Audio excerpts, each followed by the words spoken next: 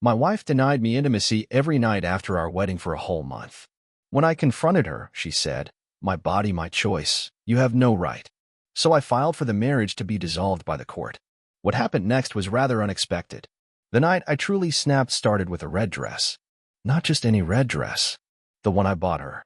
The one she promised she'd wear for me on our honeymoon. It had sat in her closet untouched for a month while she brushed past me with cold kisses and "I'm tired, S." But that night, there it was, hugging her like a second skin. Hair curled. Lips painted fire red. And not a damn word to me about where she was going. "Where are you headed?" I asked, leaning against the kitchen doorframe, trying not to sound suspicious, though the pit in my stomach was already twisting. She didn't even glance at me. "Out. With Rachel." Rachel. Her best friend since college. The one with a voice like nails on a chalkboard and a habit of dragging my wife into bars that smell like old sweat and regret. I laughed. I don't even know why. Just this bitter chuckle. "You're wearing that for Rachel?" That got her attention. Her head snapped toward me, eyes already rolling. "Are you seriously going to start again, Ethan?" Jesus, can't I breathe without being interrogated?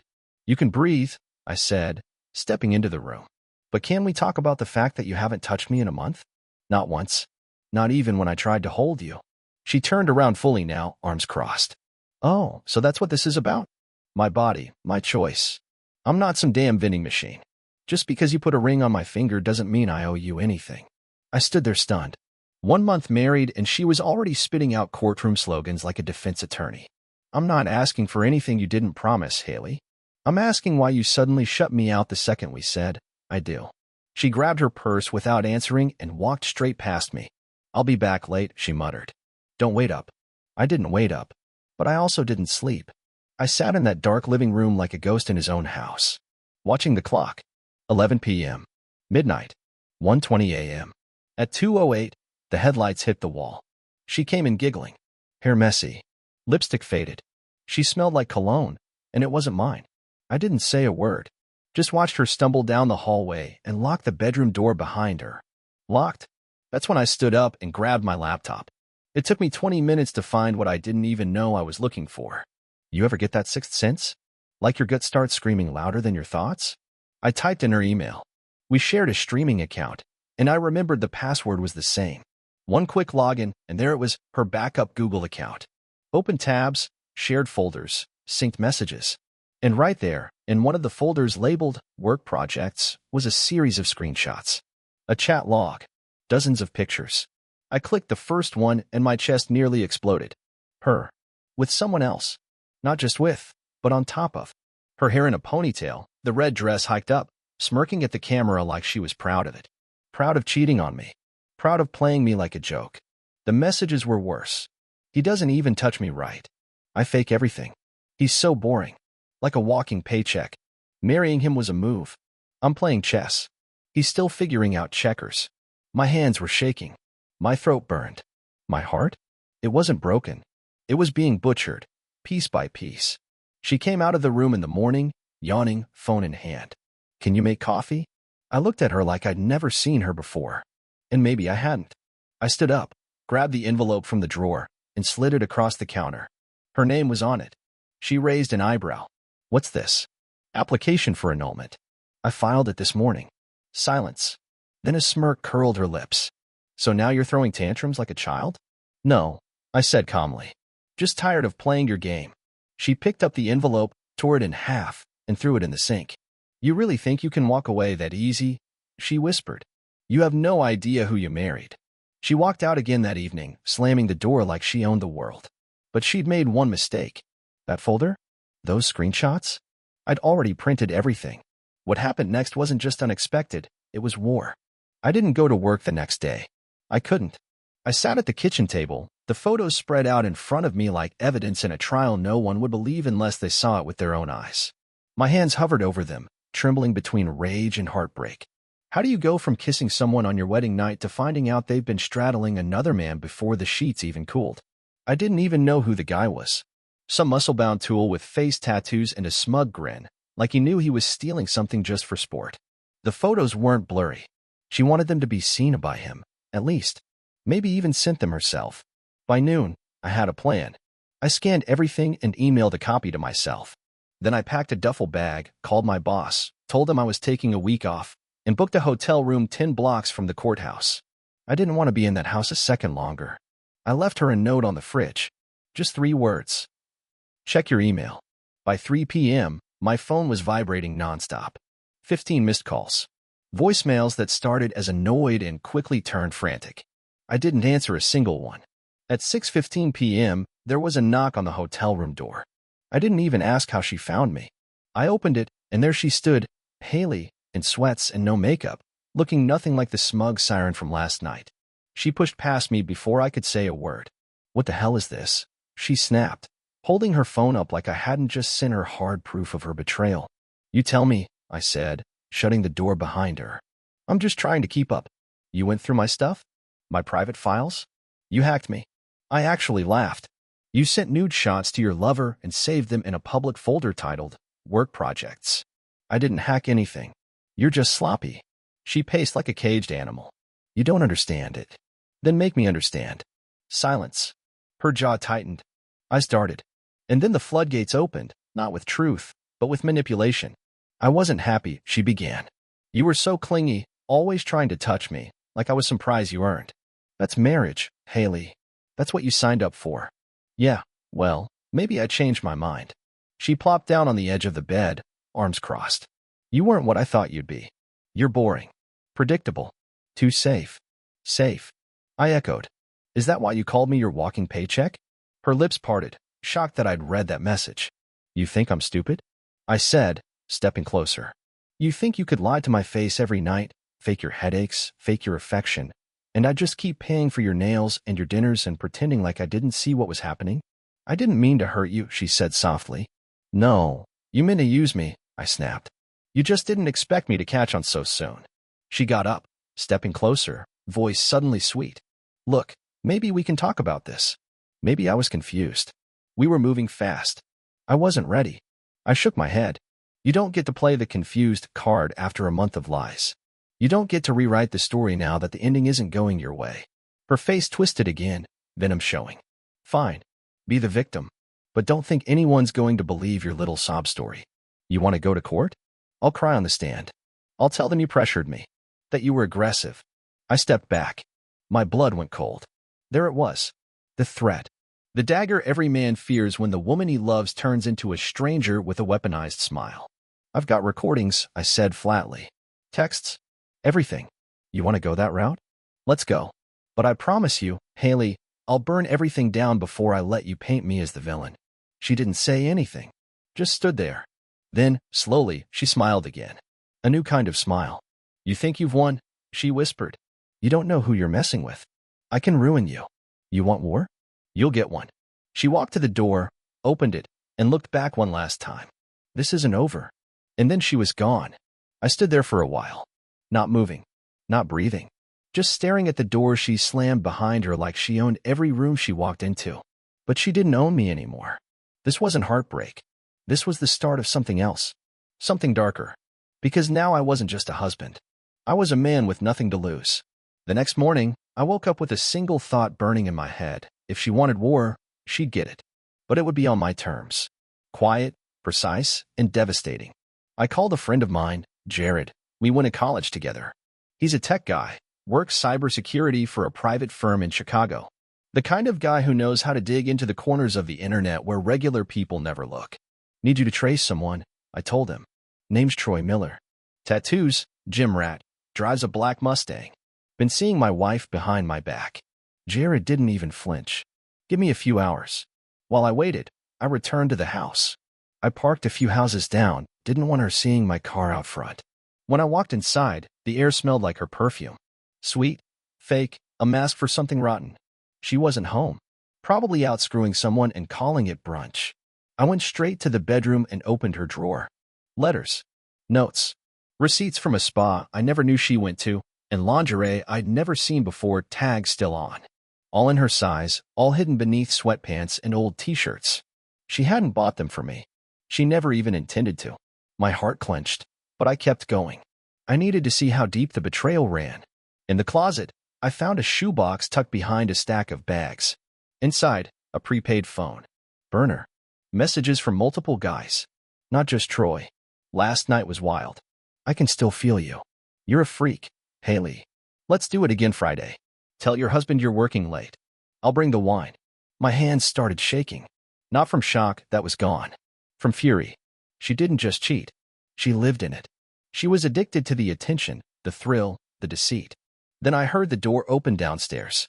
I stuffed the phone in my pocket and closed the closet. Slid the drawer shut. Stepped out of the room and saw her standing in the hallway with shopping bags. "Oh," she said, pretending to be surprised. "Didn't know you'd be here. I live here." "For now," she muttered under her breath, brushing past me. I followed her into the kitchen. "Where were you?" She tossed her bags on the counter. "Out. Getting things for myself. God knows no one else does." She turned to grab a bottle of water, and I pulled the burner phone from my pocket and placed it gently on the counter. Her face went pale. "What is that?" "Your second life," I said. "Or maybe third or fourth. I lost count."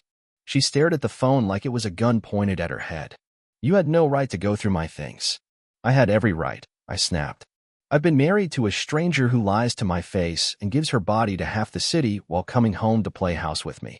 Her expression shifted again, a flash of fear quickly buried under defiance. "You don't know what it's like to feel trapped." "Trapped?" I repeated. "You had freedom, Haley. You had choices. But you wanted security from me and thrills from someone else." "And what?" She shot back. "You think you're some saint? You think being boring and loyal makes you a real man?" I took a step closer. "I think it makes me decent. And I think you've confused love with opportunity." She rolled her eyes and walked to the living room. "So what now? You're gonna expose me? Make some scene." I followed her, calmer than I'd ever been. "No scene. I'll let the court do the talking. The burner's already copied. I've got your chats, photos, call logs. You'll be lucky if they don't take you for fraud." She paused. "Fraud? You used my finances to book hotel rooms for your dates. You charged lingerie to our joint card. You used my name to upgrade your damn phone plan." That landed. Her eyes twitched, and she dropped onto the couch. "You've ruined your own life, Haley. I'm just watching the wreckage." She didn't say anything for a while. Just sat there breathing heavily, face pale. Then, suddenly, she looked up at me with a kind of venom I hadn't seen before. "You think you're going to come out of this clean?" she whispered. "I've got dirt on you too." "Try me," I said, and walked away. Back in the hotel room that night, Jared called. "Got your guy. Troy Miller's got priors. Assault, battery, some sealed juvenile records. Also, guess what?" "What?" "He's married." I sat down slowly. "You're kidding." "Nope. Wife's name is Vanessa. They've got a kid. He's been playing house with your wife while playing dad with his own family." I closed my eyes. This wasn't just betrayal. This was chaos. And I wasn't done yet. The next morning, I sent an anonymous message to Vanessa Miller. Just one sentence and 3 attachments. "You deserve to know who your husband's been sleeping with. Check the files." I didn't sign it. Didn't need to. The photos of Troy and Haley, mouths locked together in some seedy hotel hallway, would say more than I ever could. One image had Haley wearing the same necklace I bought her for our anniversary, tangled in her hair while she straddled him on a hotel bed. Less than 10 minutes after the message was sent, my phone buzzed. Unknown number. I let it ring twice before answering. "Who the hell are you?" a woman's voice demanded, breathless, like she'd just sprinted across a minefield. "Is this some kind of joke?" "Vanessa," I said calmly. "It's not a joke." Silence. Then a shaky breath. "You're the husband." "Yes. And you're the wife." She exhaled like the wind had been knocked out of her. "I thought he was cheating, but I never imagined. She's your wife?" "Soon-to-be ex." "Mine too." We didn't say anything for a few seconds. Just sat in our mutual humiliation, linked by betrayal and 2 monsters who pretended to love us. Then she said, "What are you going to do?" I stared at the ceiling. "I don't know. But I'm not done." She laughed bitterly. "Me either." That night, I returned home again. She was there, barefoot on the couch, wine in one hand, remote in the other like everything was normal. She looked up when I walked in but didn't speak. I set a paper folder on the table. "What's that?" she asked without looking. "A copy of everything. And a restraining order request I haven't filed yet." That got her attention. She muted the TV and stood up, the wine glass trembling slightly in her hand. "You're out of your mind." "No, Haley. I was in love. That's over now." She scoffed. "You're not scaring me with this crap." I walked up to her, close enough to smell the alcohol on her breath. "You don't have to be scared. But you should be worried. She blinked. Is that a threat? No, I said softly. It's a promise. Then I walked out again. The next 2 days were a blur. Paperwork. Meetings with lawyers. Jared found more dirt. Haley had messaged at least 4 men over the course of our marriage. One of them had even sent her money. She was running her own little side hustle while sleeping next to me every night. And the worst part? She never even looked guilty. On the 4th day, I came back one final time to grab the rest of my things. I'd filed the dissolution papers, frozen the joint accounts, removed my name from every shared asset. The only thing she'd be left with was a closet full of lies and a reputation about to bleed out in court. She was sitting at the dining table when I walked in, staring at her phone. I got a call from Vanessa, she said quietly. I didn't respond. She told me you sent her the pictures. Still nothing. She's leaving him. Good, I said, grabbing my last bag. I told her it was a mistake. I turned, slowly. A mistake is forgetting your anniversary. You lived a double life.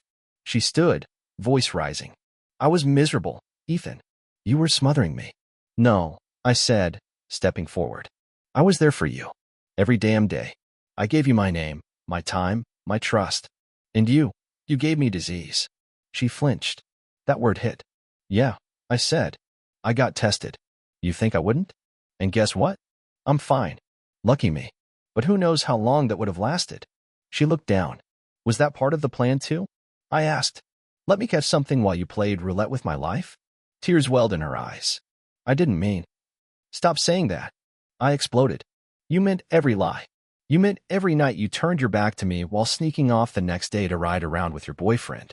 You meant to break me. She shook her head violently. You don't understand it. I understand everything now, I said coldly. You used me. And I let you. I turned to leave. But just as I reached the door, she said it. He was nothing. I paused. Troy. He meant nothing. None of them did. I turned slowly. Then what did I mean, Haley? She didn't answer. That silence told me everything. Without another word, I walked out of that house for the last time. And this time, I didn't look back. 3 days later, I got a message from Vanessa. Just one line. Troy's been arrested. Thought you'd want to know. I didn't ask for details. Didn't need to. The universe had a way of setting fire to people who played with matches too long. I sat with that message for a while, sipping coffee in my small rented apartment, wondering how many other lives Haley had touched and wrecked without blinking. The next fire started on a Tuesday. I was sitting in the lawyer's office finalizing the annulment when my attorney looked up from his computer screen. You're going to want to see this, he said. He turned the monitor toward me. My jaw locked. Haley had filed a counterpetition. Not just opposing the annulment, she was demanding spousal support. Claimed she had been emotionally manipulated, financially restricted, and pressured into intimacy. I almost laughed. Instead, I clenched my fists until my knuckles popped. She's flipping the whole thing, I muttered. She's trying to paint me as the abuser. The lawyer's side. Happens more often than you'd think. But don't worry. With the proof you've got, she won't win. I don't just want to win, I said through gritted teeth. I want the truth on the record. He nodded. Then we'll burn it all down. By the book.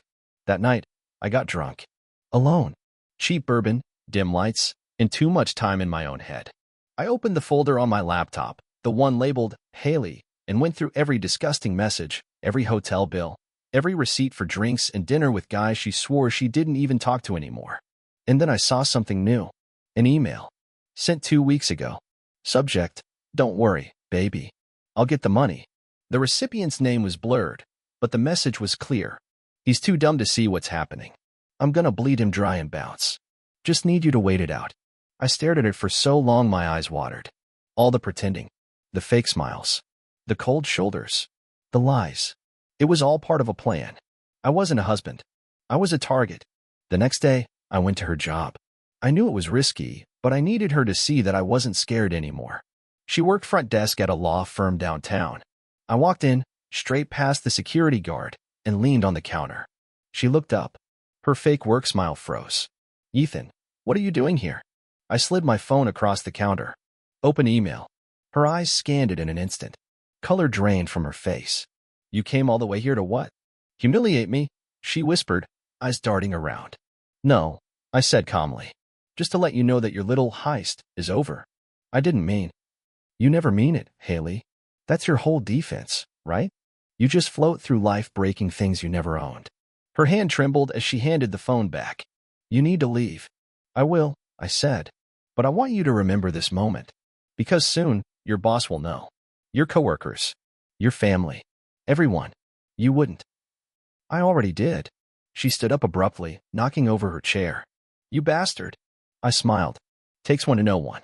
The security guard started toward me, but I was already walking away. I didn't cause a scene. I didn't yell. I didn't need to. I'd let the truth do the screaming for me. By the time I got outside, it was raining. Fitting.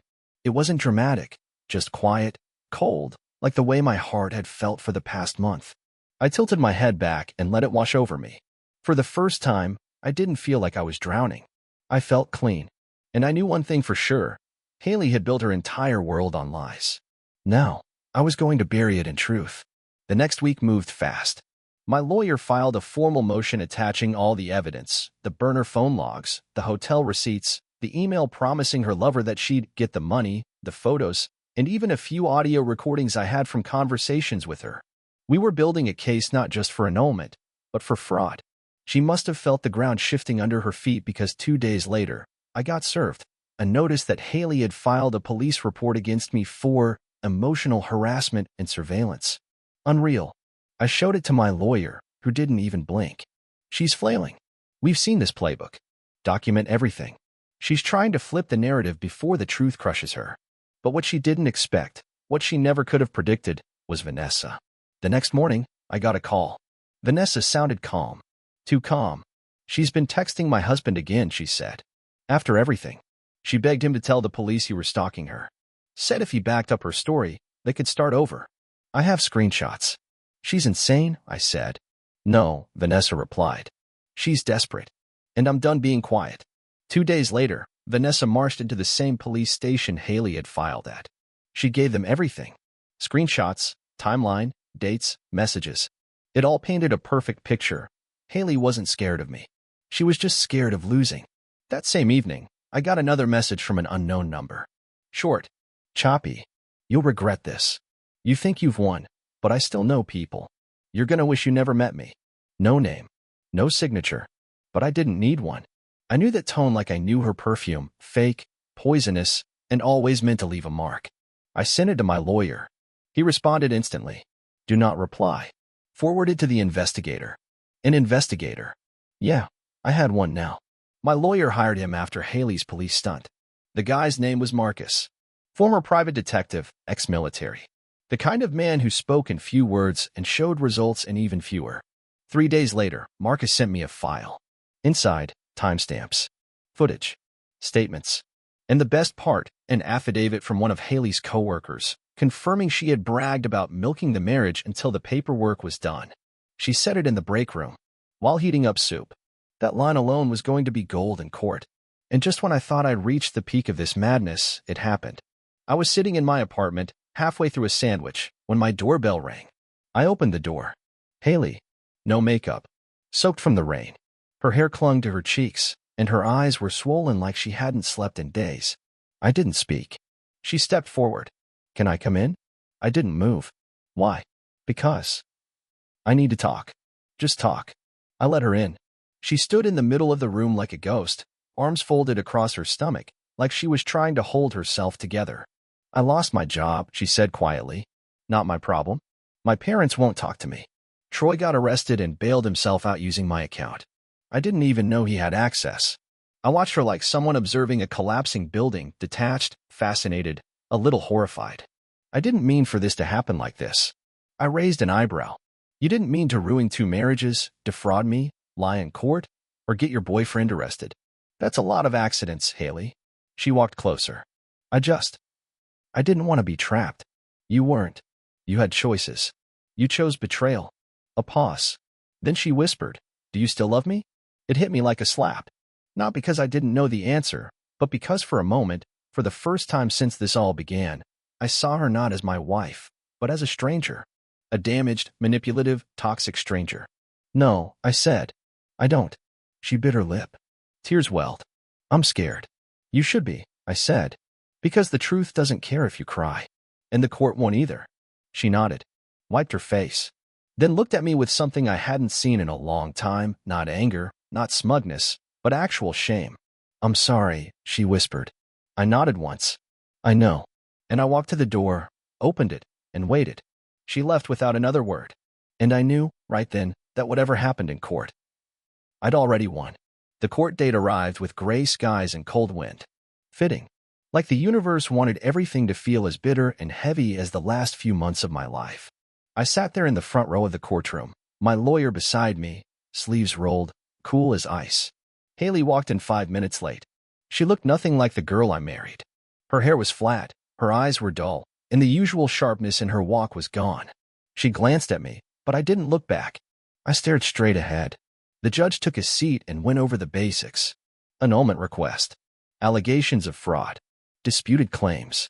I had already given the court every piece of evidence we'd collected, every photo, email, chat log, and witness statement. Haley, of course, had filed her own version, painting herself as a victim. But then Vanessa was called. She walked in confident, holding her phone like a loaded weapon. Her testimony wasn't just solid, it was a wrecking ball. She confirmed the affair, confirmed that Haley had begged Troy to lie, confirmed the manipulations, even read the exact message where Haley called our marriage a stepping stone. The judge leaned forward. I could feel the shift in the room like someone had cracked open a window during a storm. Next, Marcus, the investigator, took the stand. He presented a timeline of Haley's movements during our marriage, photos of her at hotels when she claimed to be at yoga, screenshots of financial transactions to Troy, a map with pins marking every location she visited with the burner phone. It was devastating. My lawyer didn't even have to say much after that. The evidence did the talking. Then it was Haley's turn. She took the stand with a shaky voice, looking down, playing the sympathy card like she'd practiced in front of a mirror 100 times. She talked about feeling isolated, about pressure, about being afraid. Her lawyer asked if she had ever been mistreated. She nodded slowly. There were times I didn't feel safe. I almost laughed out loud. Then my lawyer stood and asked one question. "Can you explain this message?" He walked to the bench, handed her a printed email. "The one to Troy. Don't worry, baby. I'll get the money. He's too dumb to notice." She froze. Eyes flicked left and right. "That's taken out of context," she muttered. "Explain the context then," my lawyer said. She didn't. The judge excused her with a cold stare, like he could see through every inch of her act. And then it was my turn. I didn't want to testify. I didn't want to sit there and relive it. But I owed it to myself to speak. So I did. I told the court how she denied me any intimacy for a month after our wedding. How I was confused, hurt, impatient, and how that patience was repaid with betrayal. I spoke about the late nights, the locked doors, the smell of cologne that wasn't mine. I explained how I discovered the burner phone, how she laughed when I confronted her, how she threatened to lie in court. I said it all, clearly, calmly, without a single raised word. And when I was done, the judge didn't speak for a while. He finally looked at Haley and said, "You didn't just violate a marriage, you exploited it." Then he looked at me. Annulment granted. Retroactive. No spousal support awarded. No division of property required.